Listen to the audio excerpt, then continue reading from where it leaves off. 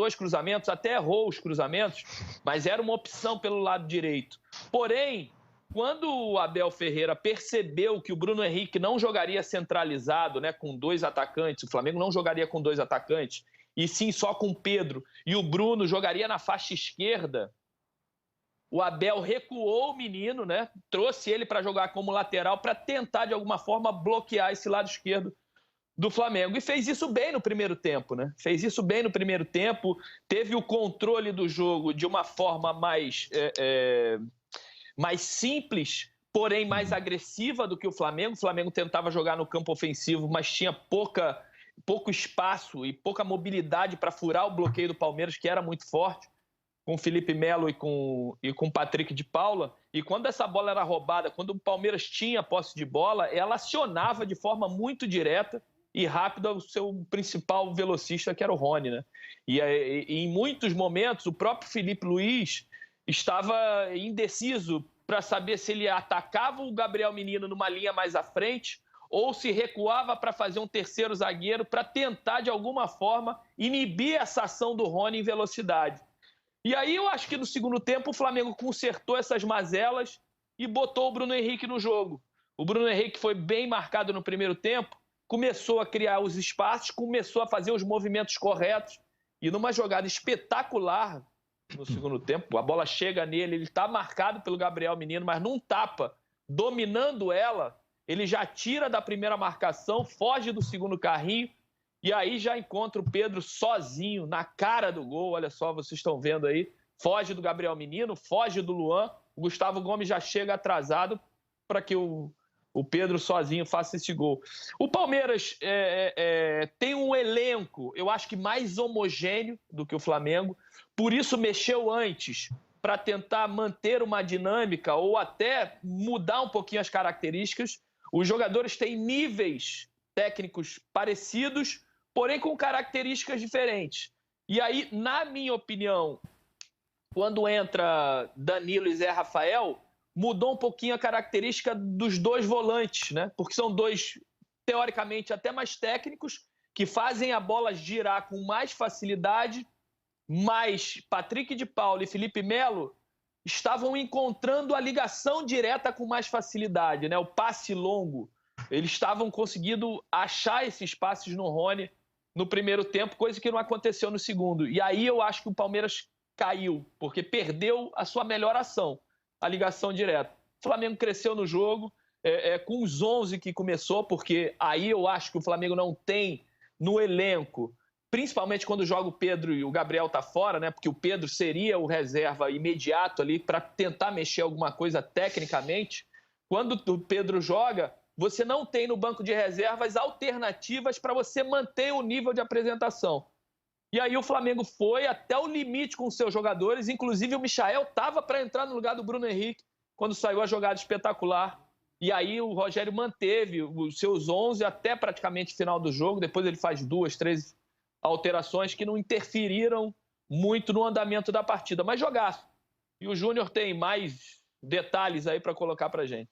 Maestro. Não é que eles deixaram muita coisa, não, né? Praticamente dissecaram tudo, né? Não, eu acho que tem um lado, por exemplo, acho que foi um bom jogo. Não foi do nível daquele vamos dizer, da final da Supercopa do Brasil, né? Mas, por exemplo, a preocupação dos treinadores em não conceder ao adversário o tipo de jogada, por exemplo, que terminou acontecendo com o Felipe Melo, que bem ou mal estava conseguindo fazer aquele trabalho defensivo. E talvez com o Danilo eles se encaixassem o melhor. Mas eu acho que termina uma jogada como essa do Bruno Henrique, voltando às melhores jogadas suas, né? Com espaço, com velocidade, né? Com passe, com tudo isso, desequilibrou, na verdade, o jogo. Mas eu acho que o Palmeiras, mesmo jogando, né, na base dos contra-ataques, com essa bola longa, em alguns momentos o Palmeiras conseguiu trabalhar essa bola, porque o que a gente está esperando é que o Palmeiras também tenha alternativa quando o adversário não tenha esse ímpeto, essa iniciativa que o Flamengo tem de sair para o jogo sempre, né? Então, eu vi também algumas coisas boas do Palmeiras. Só achei estranho uma coisa, foi o Abel né, o primeiro tempo praticamente todo sentado no banco, sem ser aquele treinador participativo que a gente está acostumado. Será que aconteceu alguma coisa? Aquela declaração que ele deu antes do jogo tenha deixado ele meio aborrecido? Essa troca de farpas entre ele e a imprensa nesse momento, que parece que ele não vai aceitar muito as críticas, né?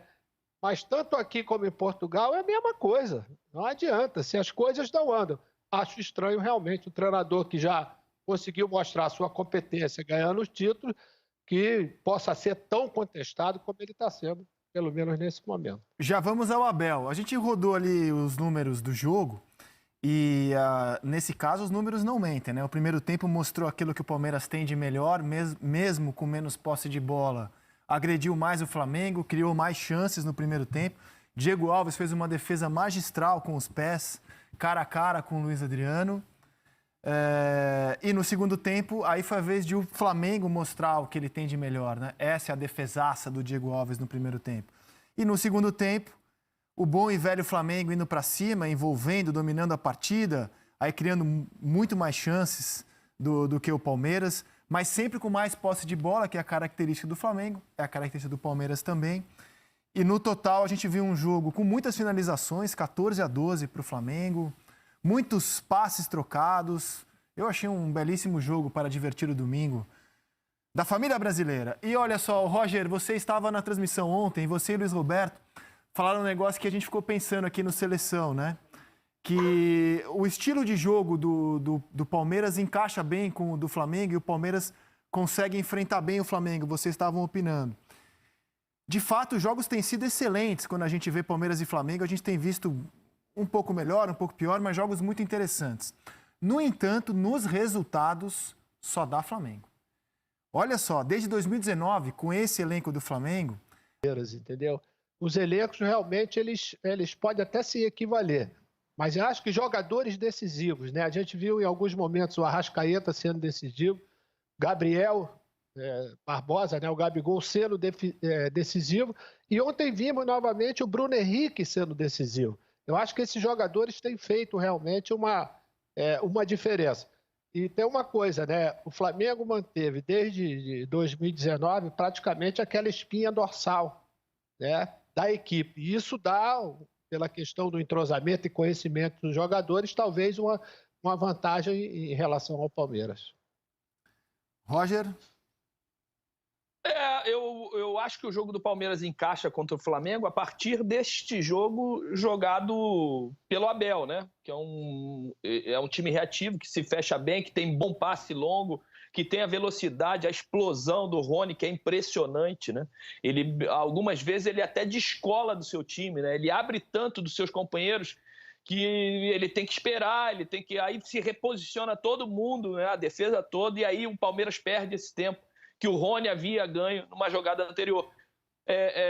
Mas, inegavelmente, a qualidade técnica dos jogadores titulares do Flamengo ela é melhor do que os jogadores do Palmeiras, né? 11 contra 11, o time do Flamengo é melhor, é mais qualificado tecnicamente. O elenco do Palmeiras, eu acho que ele é mais recheado. Ele consegue manter o nível de apresentação.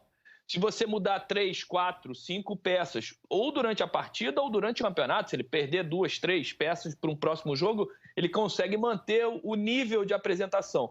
Já no Flamengo, eu acho que cai muito. Cai muito quando você não tem 2, 3 jogadores importantes. As peças de reposição não são do mesmo nível.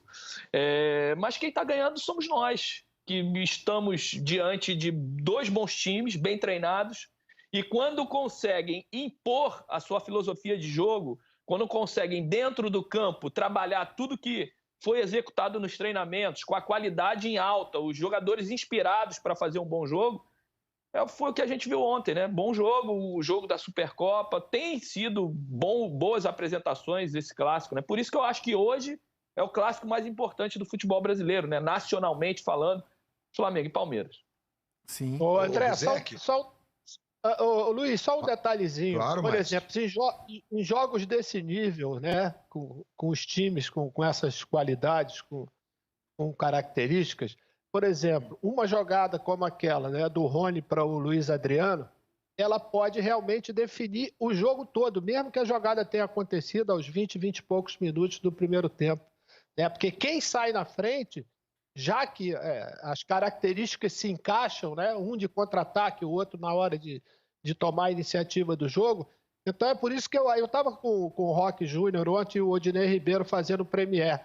Né? E a gente estava falando exatamente do quanto faz falta num jogo desse nível, né, quando você perde uma oportunidade, sem tirar o mérito do Diego Alves na defesa, uma oportunidade como aquela que o Luiz Adriano perdeu.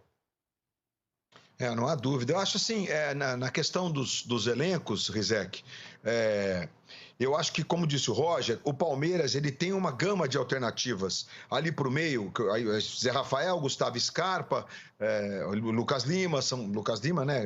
A gente esperava, inclusive, mais do Lucas Lima, que a carreira dele fosse maior do que está sendo, especialmente quando ele passou pela seleção naquela grande fase do Santos. E agora, do ponto de vista da dupla infernal que Luiz Adriano e Rony formam, eu acho difícil. Mesmo o Wesley e o William, que jogaram a grande parte do Campeonato Paulista como a dupla alternativa, eles são muito bons jogadores, mas eles não são do mesmo nível. E aí me parece que o grande problema do Palmeiras para manter o ritmo desse time de transição muito veloz, né, que é o que o Palmeiras faz melhor nesse momento, que ela se concentra nos seus volantes, no Felipe Melo, no Patrick de Paula. E ontem, especialmente quando os dois saíram, o time perdeu essa bola. O Palmeiras, não sei se eu estou exagerando aqui, o Júnior Rocha pode me corrigir, mas a bola enfiada pelo Felipe, pelo Patrick, que chegava o Luiz Adriano já fazer o passe definitivo para o Rony, buscar o Rony, essa bola parou de acontecer. Aí o Palmeiras perdeu essa saída de velocidade, ela começou a ser mais pausada. E aí o encaixe no sistema de jogo, em relação ao Flamengo, que joga com as linhas mais altas e com a posse de bola, ele não é tão claro, não é tão evidente. E já em relação ao Flamengo, óbvio, o Flamengo, quando tiver o René, dá contusão de volta. O Rodinei, que vai voltar do Internacional, melhora um pouco as opções para as laterais, né? O Palmeiras tem excelentes opções, né? O Mike virou reserva ontem, o menino foi titular. Do lado esquerdo, o jogo vinha, mas o Vitor Luiz é titular. E ainda tem o Marcos Rocha, que está machucado. Alas e laterais são bem importantes no futebol de hoje em dia. E o Flamengo tem, na verdade, para o ataque, já que o Gabigol estava fora, um Vitinho, né? Que é um jogador mais completo. Porque realmente o Michael, ele entra e não consegue ser aquele jogador que se espera dele.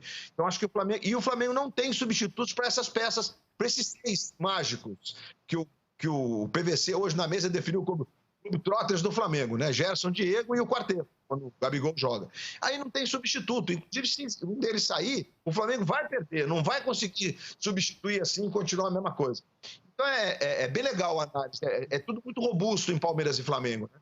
Até a análise de elenco, eu entendo o Roger quando ele diz que o elenco do Palmeiras ele é mais numeroso e as opções do meio para frente são maiores. Inclusive agora o Davidson e Borja, imagina. O Palmeiras vai ter um punhado de opções. Sim, então, Dudu, Davidson e Borja, os 3. Dudu vai ser titular, obviamente. Dudu é um jogador acima da média. Então o Palmeiras vem com ganhos aí pela frente. É bem legal analisar assim os dois, né? Cara, a impressão que eu tenho, eu sei que uma rodada não é nada, né? Mas é que o torcedor do Flamengo e do Palmeiras olham para o jogo de ontem